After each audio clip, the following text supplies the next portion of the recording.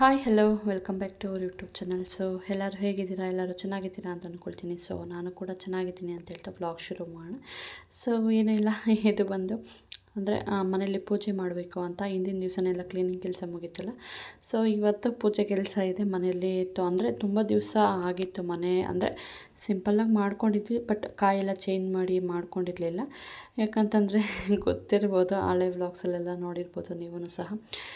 ಕೆಲಸ ಜಾಸ್ತಿ ಅಂದರೆ ಕೆಲಸ ಜಾಸ್ತಿ ಅನ್ನೋದಕ್ಕಿಂತ ಇಲ್ಲಿ ಈ ಥರ ನೀಟ್ ಮಾಡಿ ಪೂಜೆ ಮಾಡಿದ್ದು ಕಡಿಮೆನೇ. ಯಾಕಂದರೆ ಫುಲ್ಲು ಉಡ್ಡದು ಇದೆಲ್ಲ ಆಗಿತ್ತಲ್ಲ, ಗಲೀಜೆಲ್ಲ ಆಗಿತ್ತಲ್ಲ, ಅದೆಲ್ಲ ಕ್ಲೀನ್ ಮಾಡಿರಲಿಲ್ಲ. ಹಾಗೆ ಕಾಯಿ ಬೇರೆ ಚೇಂಜ್ ಮಾಡಿರಲಿಲ್ಲ.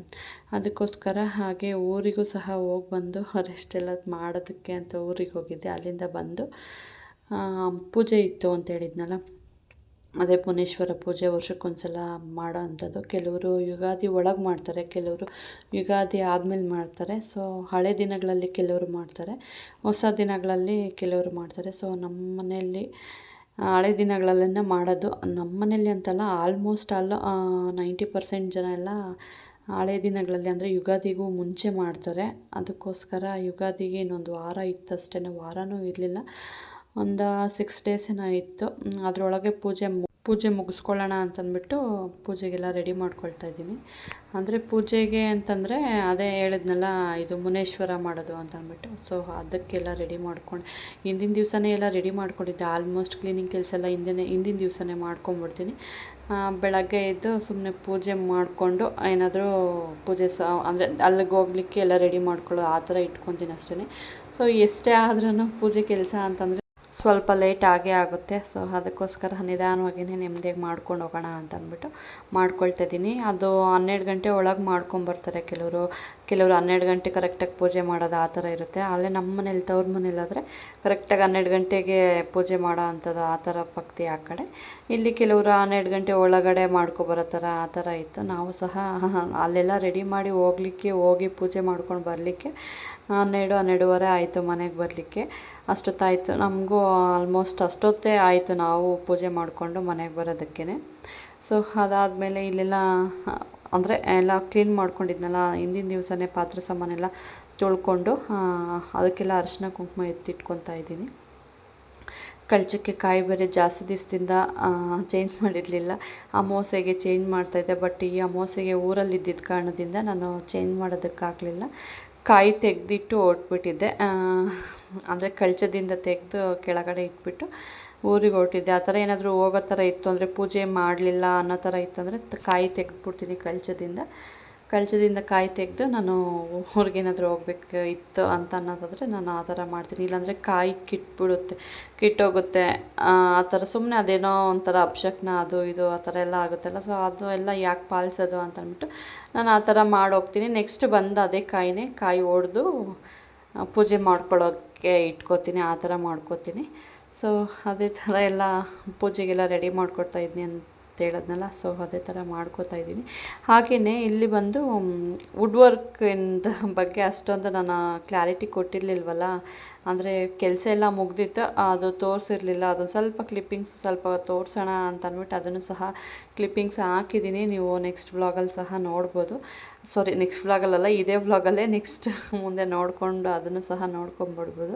ಹಾಗೆಯೇ ಅಲ್ಲಿ ಅಂದರೆ ಪೂಜೆಗೆ ಹೋಗಿದ್ನಲ್ಲ, ಅಲ್ಲಿ ನಾನು ಯಾವುದೇ ಥರ ವೀಡಿಯೋ ಮಾಡೋದಕ್ಕಾಗಲಿಲ್ಲ. ನನಗೆ ಅದೇನೋ ಗೊತ್ತಿಲ್ಲ, ಔಟ್ಸೈಡು ಹೋಗಬೇಕು ಕ್ಯಾಮ್ರಾ ಹಿಡ್ಕೊಂಡು ವೀಡಿಯೋ ಮಾಡೋದು ಸ್ವಲ್ಪ ನಾಚಿಕೆ ಜಾಸ್ತಿನೇ ಒಂಥರ ಏನು ಅನ್ಕೊತಾರೋ ಏನೋ ಅನ್ನೋ ಥರ, ಏನೋ ಯಾರು ಇಲ್ಲಾಂದರೆ ಮಾಡ್ಕೊಳ್ಳೋ ಥರ ಅನಿಸುತ್ತೆ. ಬಟ್ ಯಾರಾದರೂ ಇದ್ದರೆ ಹೆಂಗೋ ಏನು ಅಂದ್ಕೊಳ್ತಾರೋ ಆ ಥರ ಯೋಚನೆ ಮಾಡೋದು ಜಾಸ್ತಿ. ಸೊ ಜನ ಜಾಸ್ತಿ ಇದ್ದಿದ್ದರಿಂದ ಮಾಡೋದಕ್ಕಾಗಲಿಲ್ಲ. ಹಾಗೆಯೇ ಲೇಟು ಸಹ ಆಗಿತ್ತು ಅಂತಂದ್ಬಿಟ್ಟು ಮಾಡ್ಕೊಂಡು ಬಂದುಬಿಟ್ಟಿದ್ದಷ್ಟೇ ಮಾಡ್ಕೊಂಬಂದ್ಬಿಟ್ವಿ. ಸೊ ಅಲ್ಲಿಂದ ಯಾವುದೇ ಥರ ಕ್ಲಿಪ್ಪಿಂಗ್ಸ್ ಸಹ ಇರಲಿಲ್ಲ. ಜಸ್ಟ್ ಮನೆಯದು ಪೂಜೆ ಮಾಡ್ಕೊಂಡಿದ್ದಂಥ ಕ್ಲಿಪ್ಪಿಂಗ್ಸ್ ಅಷ್ಟೇ ನಾನು ಆ್ಯಡ್ ಮಾಡ್ತಾಯಿದ್ದೀನಿ. ಇಲ್ಲಿ ಪೂಜೆ ಎಲ್ಲ ಮುಗೀತು. ಪೂಜೆ ಮಾಡಿದ್ರೆ ಎಲ್ಲಿ ಬಿಡ್ತಾಳೆ ಮಗಳು ಸಹ ಬಂದು ಅವಳೂ ಸಹ ಪೂಜೆ ಅಂದರೆ ಇಂಟ್ರೆಸ್ಟ್ ಜಾಸ್ತಿ. ಪೂಜೆ ಮಾಡೋದ್ರ ಬಗ್ಗೆ ಅರಿಶಿನ ಕುಂಕುಮ ಇಡೋದು, ರಂಗೋಲಿ ಹಾಕೋದು ಆ ಥರ ಎಲ್ಲ ಮಾಡ್ತಿರ್ತೀವಲ್ಲ, ಅದು ನೋಡಿ ಅವಳು ಮಾಡೋದಕ್ಕೆ ಆಸೆ.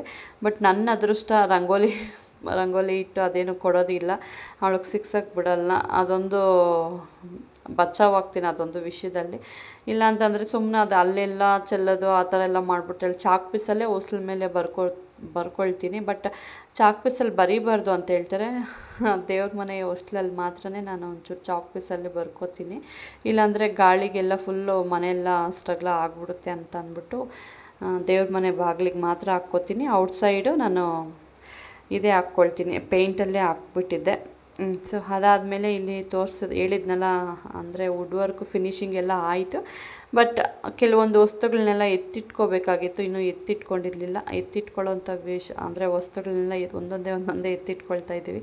ಇನ್ನು ಟೈಮ್ ಬೇಕು, ವಸ್ತುಗಳು ಹೋಗಬೇಕು ಅವುಗಳ ಜಾಗಕ್ಕೆ ಅಂತಂದರೆ ಸ್ವಲ್ಪ ಟೈಮ್ ಬೇಕಾಗುತ್ತೆ.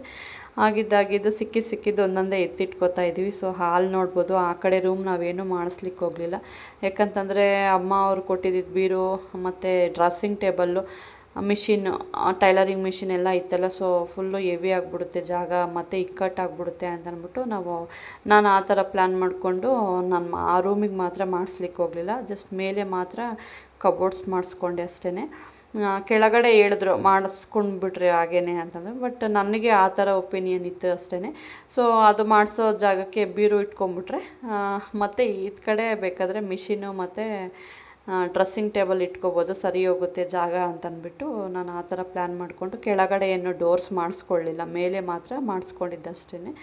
ಹಾಗೆಯೇ ಹಾಲಲ್ಲಿ ಮತ್ತು ರೂಮಲ್ಲಿ ಫುಲ್ಲು ಫಿನಿಷಿಂಗ್ ಕೊಟ್ಟಿದ್ದಾರೆ. ಚೆನ್ನಾಗಿ ಮಾಡಿಕೊಟ್ರು, ಕೆಲಸ ತುಂಬಾ ಚೆನ್ನಾಗಿ ಮಾಡಿಕೊಟ್ರು. ಲೇಟ್ ಆದ್ರೂ ಫಿನಿಷಿಂಗ್ ಮಾತ್ರ ತುಂಬ ಚೆನ್ನಾಗಿ ಮಾಡಿಕೊಟ್ಟಿದ್ರು, ಅದ್ರ ಬಗ್ಗೆ ಹೇಳೋ ಮಾತಿಲ್ಲ. ಸೊ ಅದೇ ಥರ. ಮತ್ತು ಕಿಚನ್ ಒಂದು ಬ್ಯಾಲೆನ್ಸ್ ಇದೆ. ಕಿಚನ್ಗೆ ನಾನು ಯಾವುದೇ ಥರ ಮಾಡಿಸ್ಕೊಳ್ಳೋದಕ್ಕೆ ಹೋಗಲಿಲ್ಲ. ಅದು ಕಿಚನ್ಗೆ ಇಂಟೀರಿಯರ್ ಎಲ್ಲ ಸ್ವಲ್ಪ ಕಾಸ್ಟ್ಲಿ ಆಗುತ್ತೆ ಅದು ಅಂತೇಳಿದ್ರೆ, ಸೊ ನಮ್ಮಲ್ಲಿದ್ದಂಥ ಬಜೆಟ್ಗೆ ನಾವು ಎಷ್ಟೆಷ್ಟು ಆಗುತ್ತೋ ಅಷ್ಟು ಮಾತ್ರ ನಾವು ಮಾಡಿಸ್ಕೊಡಿ.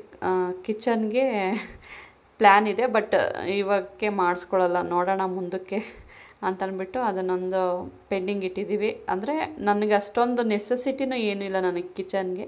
ಸುಮ್ಮನೆ ಜಿಲ್ಲೆ ಅದು ಇದು ಸುಮ್ಮನೆ ಒಂಚೂರು ಏನಾದರೂ ಆಯಿತು ಅಂದರೆ ಆ ಥರ ಎಲ್ಲ ಯೋಚನೆ ಮಾಡಿ ನನಗೆ ಅರ್ಜೆಂಟೂ ಏನಿಲ್ಲ ಕಿಚನ್ಗೆ, ನಿಧಾನವಾಗಿ ಮಾಡಿಸ್ಕೊಳ್ಳೋಣ ಅಂದ್ಬಿಟ್ಟು ನಾನು ಕಿಚನ್ಗೊಂದು ಪೆಂಡಿಂಗ್ ಇಟ್ಕೊಂಡು ಮೇನ್ ಬೇಕಾಗಿರೋಂಥದ್ದಕ್ಕೆ ಮಾತ್ರ ಮಾಡಿಸ್ಕೊಂಡೆ. ಹಾಗೆ ಬಟ್ಟೆ ಎಲ್ಲ ಒಣಗಾಕಿದ್ದೆ, ನೈಟೇ ಒಣಗಾಕಿದ್ದೆ. ಸೊ ಅದೆಲ್ಲ ಬಿಸಿಲಿಗೆ ಚೆನ್ನಾಗಿ ಒಣಗಿತ್ತು, ಅದನ್ನು ಸಹ ತೆಗೆದಾಕಿ ಇಲ್ಲಿ ನಾನ್ ವೆಜ್ ಅಲ್ವಾ, ಕೋಳಿ ಎಲ್ಲ ಕುಯ್ಕೊಂಬಂದಿದ್ವಿ, ಕಬಾಬ್ ಮಾಡಿಕೊಟ್ಬಿಡೋಣ. 1 ಗಂಟೆ ಆಗಿತ್ತು, ಮಗಳಿಗೂ ಸಹ ಊಟ ಕೊಟ್ಟಿರಲಿಲ್ಲ ಅಷ್ಟೊತ್ತಾದ್ರೂ. ಒಂಚೂರು ಮೊಸರನ್ನ ತಿನ್ನಿಸ್ಕೊಂಡು ಹೋಗಿದ್ದಂಥದ್ದಷ್ಟೇ ಅವಳಿಗೆ. ನಾವೆಲ್ಲ ಉಪವಾಸದಲ್ಲೇ ಇದ್ವಿ. ಸೊ ಬಂದು ಒಂದು ಸ್ವಲ್ಪ ಕಬಾಬ್ ಕಲಸಿ ಒಂಚೂರು ಅಮ್ಮಗೆ ಹಾಕ್ಕೊಟ್ಬಿಟ್ರೆ ಓಡಾಡ್ಕೊಂಡು ತಿನ್ಕೊತಾಳೆ ಅಂತಂದ್ಬಿಟ್ಟು ಅವಳಿಗೆ ಮಾಡಿಕೊಡೋಣ ಅಂತ ಮಾಡೋದಕ್ಕೆಲ್ಲ ರೆಡಿ ಮಾಡ್ಕೊತಾ ಇದ್ವಿ. ಸೊ ಅಮ್ಮ ಅಪ್ಪನೂ ಸಹ ಬಂದಿದ್ರು ಇಬ್ಬರೂ. ನನಗೆ ಒಂಚೂರು ಚಿಕನ್ ಮಾಡೋದು ಅದೆಲ್ಲ ಒಂದು ಸ್ವಲ್ಪ ಆಗ್ತಿರ್ಲಿಲ್ಲ. ಅವರೇ ಬಂದು ಮಾಡಿ ಇಟ್ಟು ತಿನ್ಕೊಂಡು ಅವರು ಹೋದರು ಊರಿಗೆ. ಇನ್ನು ಕೋಳಿ ತೊಗೊಂಬಂದ್ಬಿಟ್ಟಿದ್ರು, ಇನ್ನು ವೇಸ್ಟ್ ಆಗುತ್ತೆ, ನಾನು ಮಾಡೋ ಥರ ಇರಲಿಲ್ಲ. ಅದಕ್ಕೋಸ್ಕರ ಅವರೇ ನಮ್ಮ ಮನೆಯವ್ರು ತಂದಿದ್ರು, ಅವರೇ ಮಾಡಿಟ್ಟು ತಿನ್ಕೊಂಡು ಅವರು ಹೊರಟ್ರು. ನಾನು ಕಬಾಬಿಗೆ ಮಾತ್ರ ಕಲಸಿಟ್ಟಿದ್ದೆ. ಸೊ ಬಿರಿಯಾನಿ ಮಾಡಿ ಚಿಕನ್ ಫ್ರೈ ಮತ್ತು ಮುದ್ದೆ ಸ್ವಲ್ಪ ರೈಸ್ ಮಾಡಿಬಿಟ್ಟು ಊಟ ಮಾಡ್ಕೊಂಡು ಅವರು ಹೊರಟ್ರು.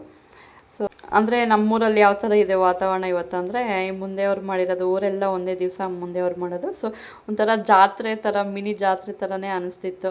ಕೆಲವು ಕಡೆ ಎಲ್ಲ ಪೆಂಡಾಲ್ ಹಾಕಿ ಮಾಡ್ತಾಯಿದ್ರಲ್ಲ. ಸೊ ಊರೆಲ್ಲ ಮಟನ್ ಸ್ಮೆಲ್ಲು, ಮಟನ್ ಚಿಕನ್ ಸ್ಮೆಲ್ಲೆಲ್ಲ ಆಡಿತ್ತು. ಸೊ ಊರೆಲ್ಲ ಒಂಥರ ಸ್ಮೆಲ್ಲು ಇಟ್ಟು ಒಂಥರ ಮಿನಿ ಜಾತ್ರೆ ಥರನೇ ನಡೀತಿತ್ತು. ಸೊ ಅದಾದಮೇಲೆ ಇದು ಸಂಜೆ ಬಂದು ಈ ಥರ ಏನೋ ಎತ್ತುಗಳಿಗೆ ಅವರೇನೋ ಪಾಠ ಕಲಿಸ್ಕೊಂಡು ಅವರೇನೋ ಹೊಟ್ಟೆಪಾಡು ಏನೋ ಆಡಿಸ್ತಿದ್ರು. ಸೊ ಯಾವ ಥರ ವಿದ್ಯೆ ಕಲಿಸೋರೆ ಏನು, ನಾವು ಮಾತಾಡೋದೆಲ್ಲ ಅರ್ಥ ಆಗುತ್ತೆ ಅನ್ನೋದ್ರ ಬಗ್ಗೆ ತಿಳಿಸ್ಕೊಡ್ತಾಯಿದ್ರು. ಮಾತಾಡೋದು, ಅದಕ್ಕೆ ಕೋಪ ಯಾವ ಥರ ಬರುತ್ತೆ ಅಂದರೆ ಎತ್ತುಗಳಿಗೆ ಆಲ್ಮೋಸ್ಟ್ ಕೆಂಬಟ್ಟೆ ಅಂದರೆ ಆಗೋದಿಲ್ಲ, ಅವುಗಳಿಗೆ ಅಟ್ಟಾಡಿಸುತ್ತೆ. ಸೊ ಅದೇ ಥರ ಬೇಕಾಗೆ ಅವರು ತಲೆ ಮೇಲೆ ಹಾಕ್ಕೊಂಡು ಅಟ್ಟಾಡಿಸೋ ಥರ ಕೋಪ ಬರ್ಸ್ಕೊಂಡು ಏನೋ ಆಡಿಸ್ತಿದ್ರು. ಸೊ ನಾವೆಲ್ಲ ಕೆಲಸ ಎಲ್ಲ ಮುಗ್ದಿತ್ತು, ಅಡುಗೆ ಕೆಲಸ ಎಲ್ಲ ಮುಗ್ದಿತ್ತಲ್ಲ. ಸೊ ನಮಗೂ ಟೈಮ್ ಪಾಸ್ ಚೆನ್ನಾಗಾಯಿತು, ಅಂದರೆ ನೋಡ್ಕೊಂಡು ಕೂತ್ಕೊಂಡಿದ್ವಿ. ನಾವು ಸಹ ಚೆನ್ನಾಗಿ ಆಡಿಸ್ಕೊಂಡು ನಾವು ಮಾತಾಡೋದು ಅದೆಲ್ಲ ಅವರು ಏನೋ ಒಂಥರ ನೋಡಲಿಕ್ಕೆ ಒಂಥರ ಚೆನ್ನಾಗಿರ್ತಾಯಿತ್ತು. ಅವ್ರು ಕೋಪ ಬರೆಸ್ತಾರದು ನೋಡಿ, ಈಗ ಅವರು ಅದು ತಲೆ ಮೇಲೆ ಕೈ ಇಟ್ಟರೆ ಅದಕ್ಕೆ ಕೋಪ ಬರುತ್ತೆ, ಬೇಕಾಗಿ ತಲೆ ಮೇಲೆ ಕೈ ಇಡ್ಸೋದು ಅವ್ರು ಓಡೋಗೋದು, ಆ ಥರ ಕೋಪ ಬರ್ಸ್ಕೊಂಡು ಏನೋ ಮಾಡ್ತಾಯಿದ್ರು. ಸೊ ಅದಾದಮೇಲೆ ಇದೆ ಇವತ್ತಿನ ವ್ಲಾಗ್ ಅಂತ ಹೇಳ್ಬೋದು. ಶಾರ್ಟಾಗಿ ಇದೊಂದು ವ್ಲಾಗ್ ಇರಲಿ ಅಂತ ಅಂದ್ಬಿಟ್ಟು ಕ್ಯಾಪ್ಚರ್ ಮಾಡ್ಕೊಂಡಿದ್ದೆ. So okay guys, thank you for the watching. Next ವ್ಲಾಗಲ್ಲಿ ಸಿಗೋಣ ಗೈಸ್. Thank you.